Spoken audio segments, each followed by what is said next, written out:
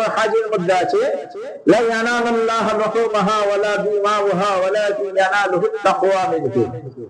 এই যে কুরবানি এলেই, কুরবানির সময় মানুষ গরু বা যাই হোক বলুন পশুর জন্য ধন্য হয়ে ঘুরে বেড়ায়, হ্যাঁ, যাতে নাম হয় কুরবানি ভালো গরু দিতে পারি। মানুষ অনেক মেহনত করে যে যাতে কোরবানির পশুটা যেন সবাই থেকে আবার, এখানে হয় না যদিও অন্যান্য জায়গায় হয়, বলে ও 1 লাখ টাকা দিয়ে কিনেছে, আমি 1 লাখ 1.5 লাখ টাকা দিয়ে কিনে নিয়েছি, কম্পিটিশন হয়। আমাদের এখানে হয় না, মাশাআল্লাহ। ও 1.5 লাখ টাকা দিয়ে কিনেছে, আমার গরুটার দাম 2 লাখ টাকা, 3 মণ গোস্ত হয়েছে, আমার 5 মণ গোস্ত হয়েছে, এরকম ভাবে সব বলে।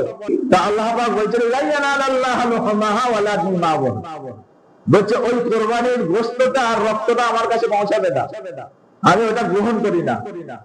আমি কি গ্রহণ করি? ওয়ালাকিন ইয়ানালুহুত তাকওয়া মিনকুম, আমি গ্রহণ করি ওইটাই তোমার তাকওয়াটা, তোমার পরহেজগারিটা, তোমার অন্তরটা আমি খালি গ্রহণ করি।